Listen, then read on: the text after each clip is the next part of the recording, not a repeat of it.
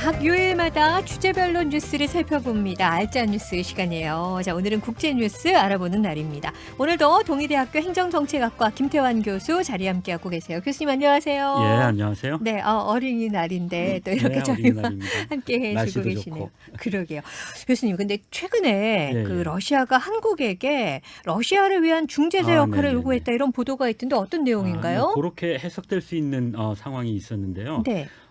러시아의 극동 지역 미디어 매체인 프리마 메디아의 어제 4일자 보도 내용을 인용해서 우리 연합뉴스가 보도를 했었는데요.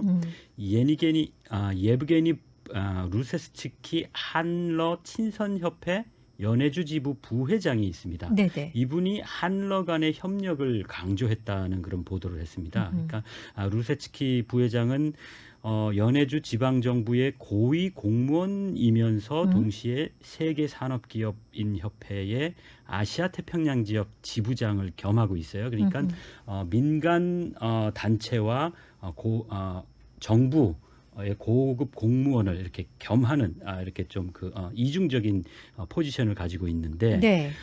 물론 중앙 정부가 아니라 연해주 지방 정부의 관리의 견해라고 이제 조금 과소평가할 수도 있지만 한편으로는 우크라이나 전쟁 때문에 사실 유럽 쪽에서 러시아가 상당히 어려움에 직면하고 있는데 그렇죠. 그래서 그 타겟책, 특히 경제적인 타겟책의 활로를 좀 반대편인 극동 지역에서 찾으려는 그런 노력을 이렇게 이중적인 민간이면서 공무원이고 그것도 또 지방정부 고위 공무원을 통해서 한번 한국에 타진하는 거 아닌가 이런 해석을 하는 분들이 계십니다. 그렇군요.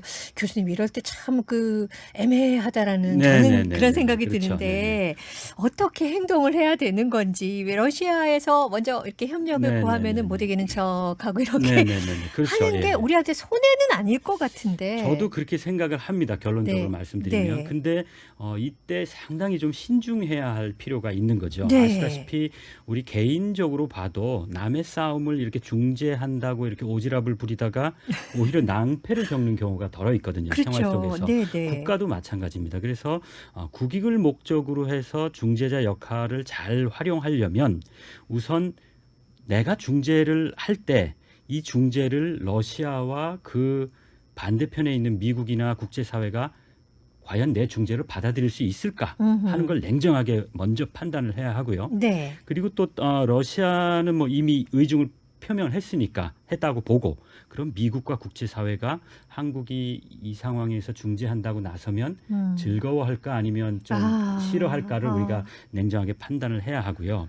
또 하나는 중재를 하더라도 어느 정도까지 중재할 것인가 그걸 받아들일 수 있을 것인가를 냉정하게 판단해야 합니다. 그리고 네. 마지막으로 가장 중요한 것이 중재하는 목적이 우리 대한민국의 이익이 아니라 지금 갈등하고 있는 전쟁 당사자들의 상호 이익이 우선이고 뭐 우리 이익이 없을 수는 없지만 그거는 네, 네. 외교적으로 좀 잘 포장해서 이렇게 가려져야 한다는 거죠. 그렇지 않으면 만약에 이 중재가 실패하거나 상황이 좀 예기치 않게 악화되는 상황에서 네. 그 책임을 우리가 다 뒤집어 쓸 수도 있고 또는 이제 양자 간에 오히려 우리한테 중재를 기대했던 양자가 오히려 우리하고 관계가 아주 틀어지는 그런 상황도 있을 수가 있는 겁니다. 그래서 네. 다행히 제가 이렇게 보면 러시아가 이 극동에서 얘기한 이런 중재는 정치적인 것이 아니라 경제적인 중재를 말하는 것 같아요. 아무래도. 네네.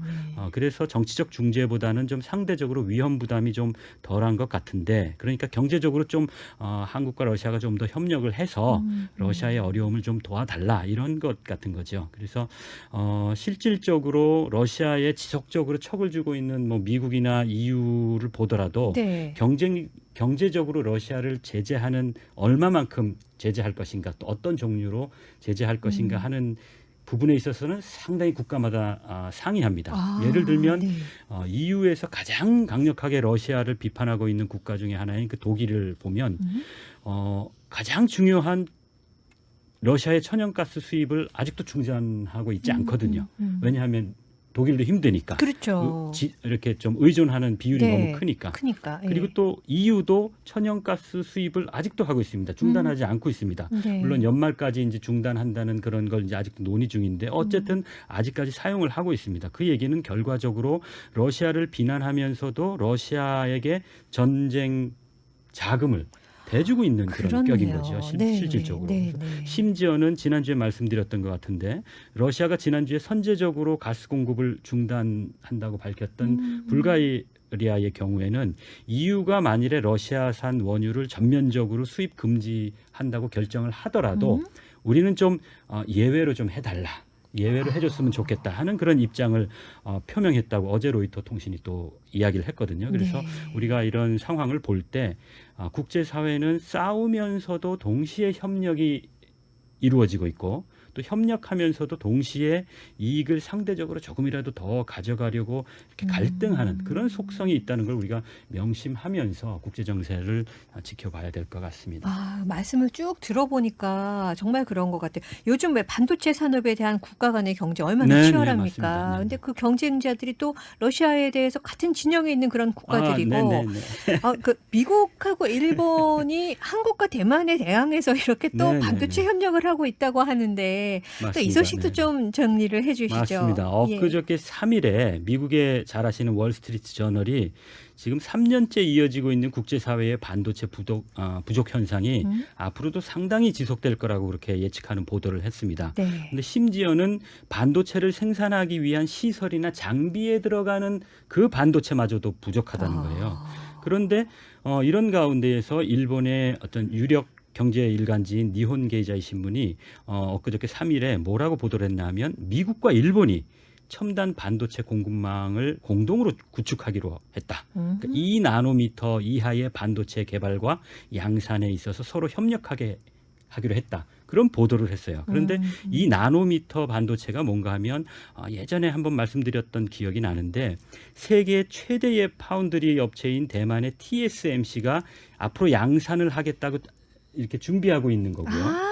그리고 또 기억나요. 삼성전자도 2025년까지는 양산하겠다고 하는 그런 계획을 가지고 있는 제품이거든요. 네, 네. 그러니까 이 가장 따끈따끈한 이 최근에 이 2나노미터 제품을 독자적으로 생산하고 개발하기 위해서 미국과 일본이 협력하겠다고 이렇게 밝힌 거니까 반도체 산업에서의 국제사회의 이 얽히고 설킨 협력과 경쟁 관계의 현주소를 이렇게 잘 보여주는 사례라고 생각을 합니다. 네, 다시 네, 말씀드리면 삼성 반도체를 견제하기 위해서 일본과 대만이 협력을 하고 있거든요. 그렇죠. 지금. 네. 그런데 미래 반도체 공급의 허브가 되기 위해서 미국은 미국 국내에 삼성전자와 대만의 TSMC의 대규모 생산 설비 투자를 지금 유치하고 있습니다.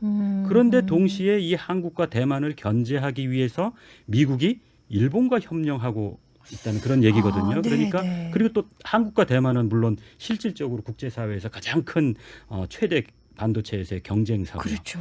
그러니까 현재와 미래 산업의 필수적인 이 반도체 산업이 국제적 현실에서 보여주는 어떤 그 사실은 뭔가 하면 경쟁하면서 동시에 협력하면서도 동시에 갈등하고 전쟁하는 것이 국제사회의 이런 정치 분야뿐만이 아니라 네, 네. 경제 분야에서도 일반적이라는 그런 것을 네. 사실은 우리가 좀 마음에 좀 깊이 새겨야 할 이유가 있는 거죠. 그렇군요. 저같이 좀 모자란 사람은 도표까지 그려가면서 이렇게 한 편이고, 근데 여기 또 한 편이네. 근데 이렇게 견제하네. 이렇게 그렇죠. 생각만 하다가 정말 얽히고 설켰다라는 게 맞는 말인 것 같네요. 근데 조금 전에 그 대만 얘기 네네. 하셨잖아요. 네. 근데 사실 세계 경제 얘기할 때 대만 얘기가 그렇게 많지는 않고, 근데 또 어느덧 반도체 최강제가 돼서 우리랑 또 경쟁이고. 요새 그렇죠. 요새 붙죠. 예, 네. 변화가 국제 사이에서 굉장히 변화가 크네요.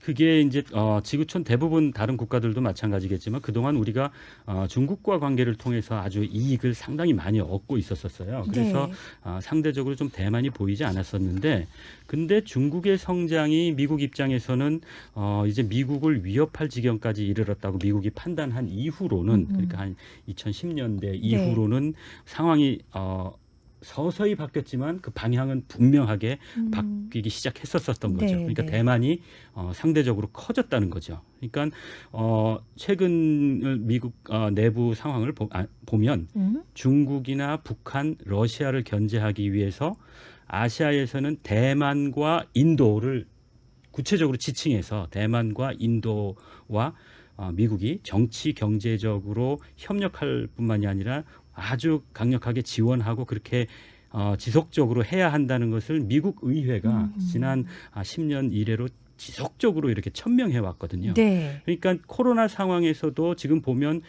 대만의 경제가 상당히 상대적으로 고도 성장을 하고 있고 네. 특히 반도체 분야에서 상당히 두각을 나타내고 있거든요. 네, 이런 네. 저변에는 이렇게 변화하는 지구촌의 어떤 환경 그리고 또 미국의 지원이라는 그런 호기를 잘 활용하고 있는 대만 당국의 네. 좀 뭐라 그럴까 좀 지혜로운 어떤 그런 행동이라 그럴까요? 네, 국익을 네, 위한 네. 그런 원인이 크다고 생각을 합니다. 그래서 네. 저는 개인적으로 우리가 좀 잘 지혜롭게 대처하지 않으면 지난 수십 년 동안 우리가 국제사회에서 받았던 대한민국에 괄목할 만한 경제, 정치적인 성장 이런 관심이 스포트라이트가 소위 대만으로 옮겨질 수도 있다.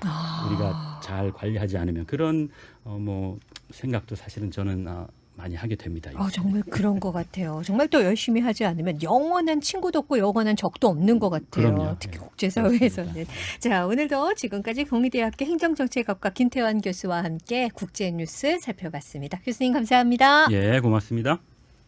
부산교통방송